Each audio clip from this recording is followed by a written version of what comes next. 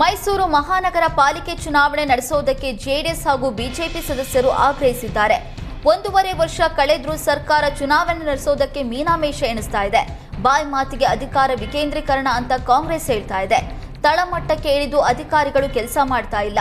ನಗರ ಪಾಲಿಕೆ ಕೆಲಸ ಮಾಡಿದ ಹಣ 40 ಕೋಟಿ ಇದ್ದು ಈಗ 450 ಕೋಟಿಗೆ ಏರಿಕೆಯಾಗಿದೆ.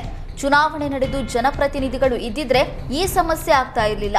2 ವರ್ಷಗಳಲ್ಲಿ 65 ಕೋಟಿಗಿಂತ ಹೆಚ್ಚು ಹಣ ಬಿಡುಗಡೆಯಾಗದೆ ವಾಪಸ್ ಹೋಗಿದೆ ಅಂತ ದೋಸ್ತಿ ನಾಯಕರು ಆರೋಪಿಸಿದ್ದಾರೆ. ಬಿಎಂಟಿಸಿ ಹಾಗೂ ಕೆಎಸ್ಆರ್ಟಿಸಿಯಲ್ಲಿ ಭ್ರಷ್ಟಾಚಾರ ಆರೋಪ ಕೇಳಿಬಂದಿದ್ದು ವ್ಯಾಪಕ ಖಂಡನೆ ವ್ಯಕ್ತವಾಗ್ತಿದೆ. ಭ್ರಷ್ಟಾಚಾರ ನಿಯಂತ್ರಿಸದ ಅಧಿಕಾರಿಗಳ ನಡೆಗೆ ಸಾರಿಗೆ ನಿಗಮ ನೌಕರರ ಸಂಘದ ಮುಖಂಡ ಅನಂತ ಸುಬ್ಬರಾವ್ ಆಕ್ರೋಶ ಹೊರಹಾಕಿದ್ದಾರೆ. ನಿಗಮಗಳ ಭ್ರಷ್ಟಾಚಾರ ಖಂಡಿಸಿ 4 ನಿಗಮ ಎಂಡಿಗಳಿಗೆ ಪತ್ರ ಬರೆದಿದ್ದಾರೆ. ಶ್ರೀನಿವಾಸ್ ಮೂರ್ತಿ ಕಮಿಟಿಯಲ್ಲಿ ನಿಗಮಗಳಿಗೆ ಭ್ರಷ್ಟಾಚಾರ ಬಗ್ಗೆ ತಿಳಿಸಿದ್ದಾರೆ. ವರ್ಗಾವಣೆ, ಮುಂಬಡ್ತಿ, ಲೈನ್ ಚೆಕಿಂಗ್, ಶಿಸ್ತು ಕ್ರಮ ಹೆಸರಿನಲ್ಲಿ ಲಂಚ ಹೊಡಿತಾ ಇದ್ದು ಇಲ್ಲಿಯವರೆಗೆ ಅಧಿಕಾರಿಗಳು ಕ್ರಮ ಕೈಗೊಂಡಿಲ್ಲ. ಫೋನ್ ಪೇ, ಗೂಗಲ್ ಪೇ ಇತ್ಯಾದಿಗಳ ಮೂಲಕ ಹೈಬ್ರಿಡ್ ಭ್ರಷ್ಟಾಚಾರ ನಡೀತಾ ಇದೆ ಅಂತ ಆರೋಪಿಸಿದ್ದಾರೆ. ರಾಜ್ಯದಲ್ಲಿ ಯಾವುದೇ ಸರ್ಕಾರ ಅಧಿಕಾರಕ್ಕೆ ಬರೋದಕ್ಕೆ ಉತ್ತರ ಕರ್ನಾಟಕದ ಕೊಡುಗೆ ಇದೆ. ಆದರೆ ಸರಿಯಾದ ಅನುದಾನ ಸಿಗಲ್ಲ ಅಂತ ಜೆಡಿಎಸ್ ಶಾಸಕ ಶರಣಗೌಡ ಕಂದಕೂರ್ ಆಕ್ರೋಶ ಹೊರಹಾಕಿದ್ರು. ಉತ್ತರ ಕರ್ನಾಟಕದಲ್ಲಿ ಹೆಚ್ಚು ಶಾಸಕರನ್ನ ಗೆದ್ದ ಪಕ್ಷ ಅಧಿಕಾರಕ್ಕೆ ಬಂದಿದೆ. ಆದರೆ ನಮಗೆ ಅನುದಾನ ಮತ್ತು ಅಭಿವೃದ್ಧಿ ವಿಚಾರದಲ್ಲಿ ಅನ್ಯಾಯ ಆಗ್ತಿದೆ.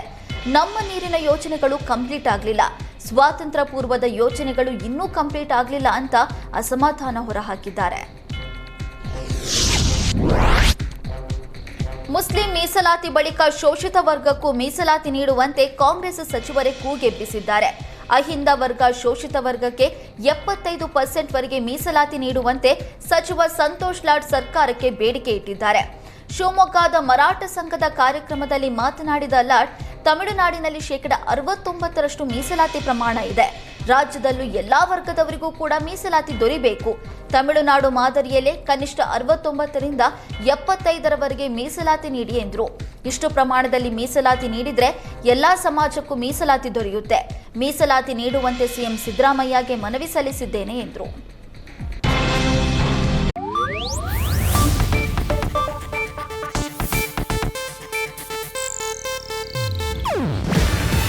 ಇದು ಏಷ್ಯಾನೆಟ್ ನ್ಯೂಸ್ ನೆಟ್ವರ್ಕ್ ಪ್ರಸ್ತುತಿ. ನೀವು ನೋಡ್ತಿದ್ದೀರಾ ಏಷ್ಯಾನೆಟ್ ಸುವರ್ಣ ನ್ಯೂಸ್.